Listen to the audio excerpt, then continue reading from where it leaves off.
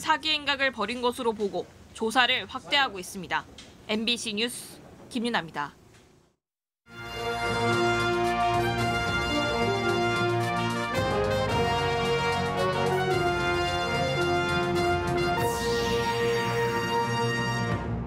충북대 교수가 방사능 오염수를 마실 수 있다고 주장해 논란입니다.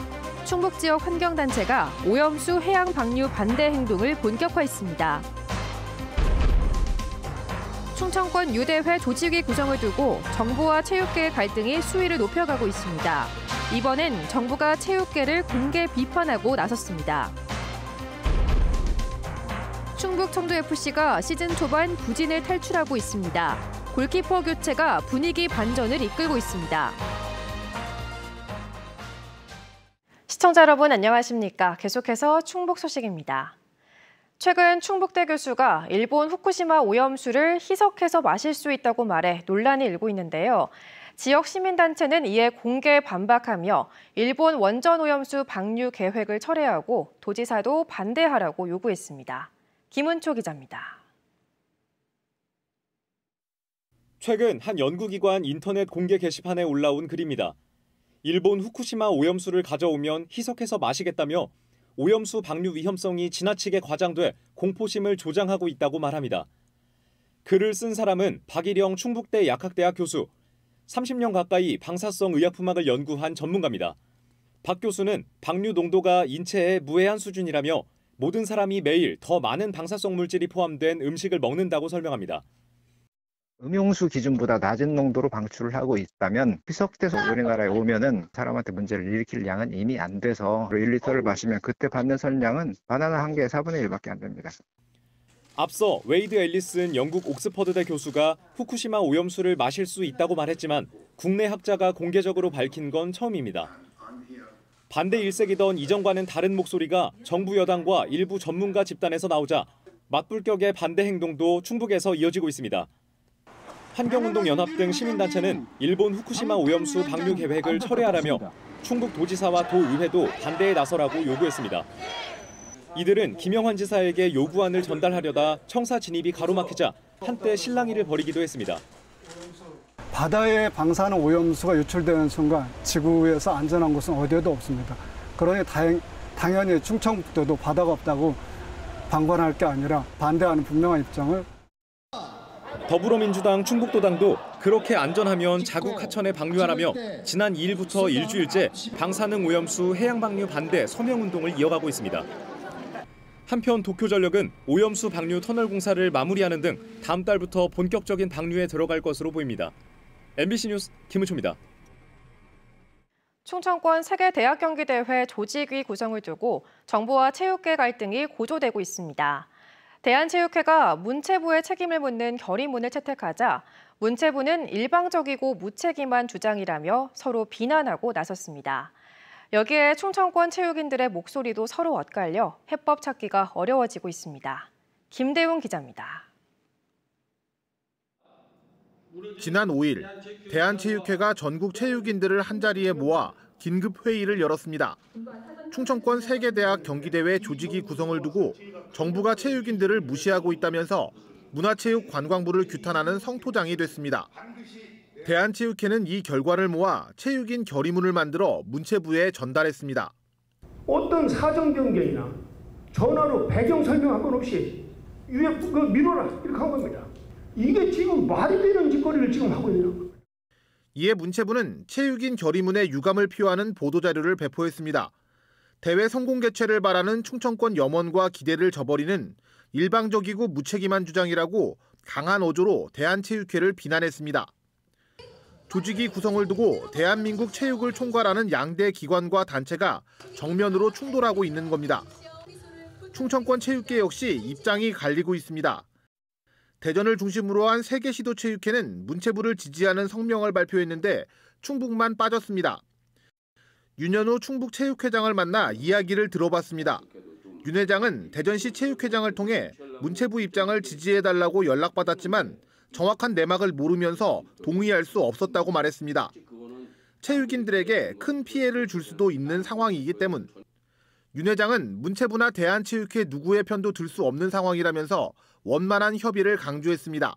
유치된 게 잘못돼서 날아가면 그 책임은 다 문체부나 체육회나 리그 시도나 똑같이 져야 될 거 아닙니까? 지금은 어쨌든 하루빨리 이거를 조직위 구성을 할 수 있도록. 체육계에서는 초대 집행위원장을 맡은 이장우 대전시장을 비판하는 목소리도 나옵니다. 이 시장이 정치적 보훈 인사 논란이 있는 자신의 선대위원장 출신을 조직위 부위원장으로 추천해 이번 사태 원인을 제공했다는 주장입니다. 선거 측근으로 알려진 분이 인사가 여기에 개입된다는 것 자체가 논란의 여지가 있기 때문에 그런 잡음은 다 제거하고 시작해야 된다고 생각합니다. 4개 시도는 지난달 2차례 조직위 설립 기한을 맞추지 못해 국제연맹에 이달 말까지 조직위를 설립하겠다고 다시 연장 신청한 상태입니다. 문체부와 대한체육회 4개 시도는 내일 오전 서울에서 회의를 열기로 했는데 이미 감정의 골이 깊어져 시일 안에 합의할 수 있을지 미지수입니다. MBC 뉴스 김대웅입니다. 국토교통부가 내일 충청권 광역철도 청주 도심 통과 노선을 기획재정부에 예비타당성 조사 대상 사업으로 신청합니다. 이후 기획재정부는 예비타당성 조사를 한국개발연구원에 맡겨 경제성과 정책성, 균형발전 분석을 하게 됩니다. 일반적으로 이 과정이 1년에서 1년 반 정도 걸리는데 윤석열 대통령이 속도감 있게 추진하겠다고 강조한 만큼 결론이 빨리 날 것으로 충청북도는 기대하고 있습니다.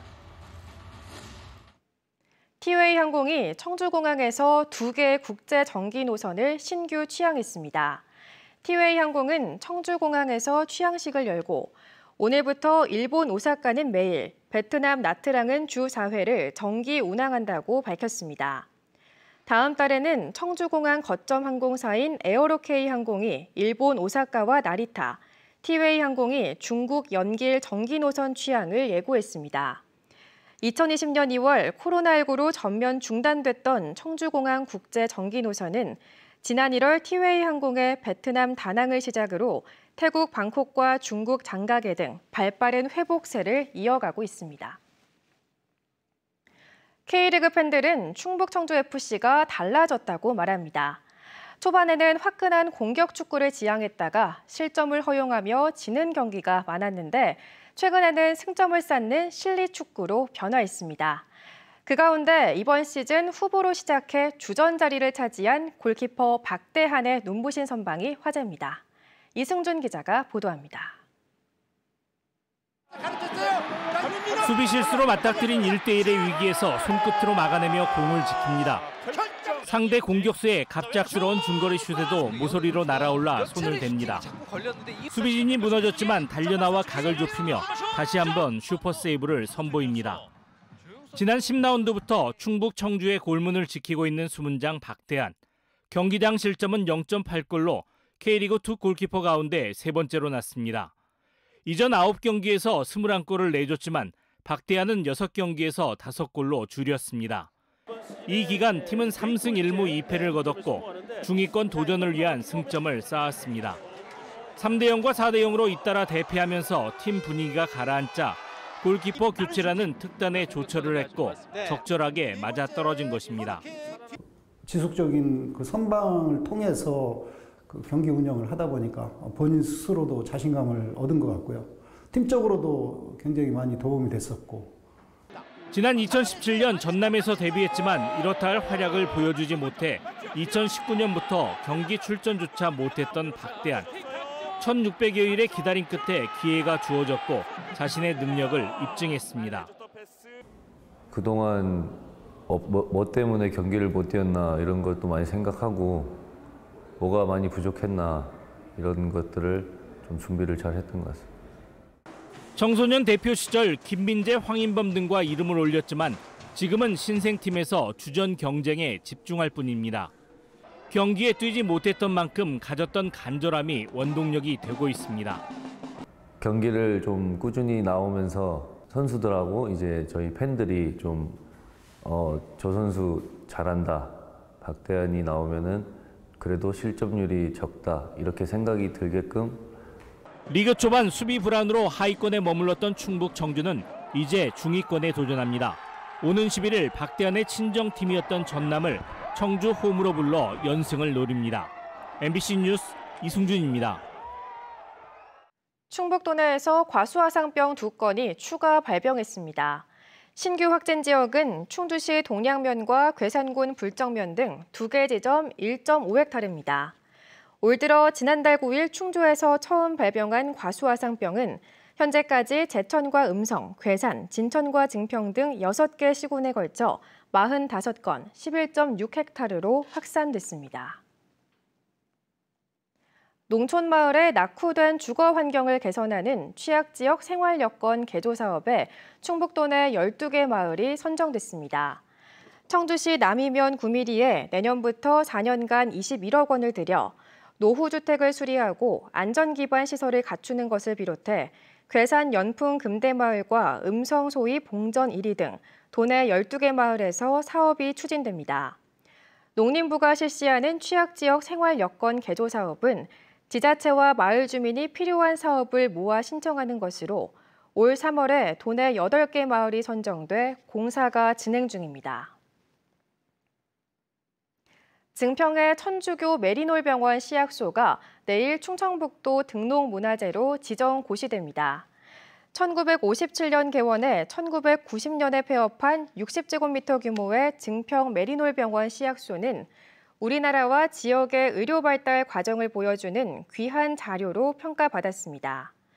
증평구는 도 등록문화재 지정을 계기로 메리놀병원 시약소의 근현대 문화 전시 기능을 강화해 국가 등록문화재 지정을 추진하기로 했습니다. 충북 소식 마칩니다. 고맙습니다.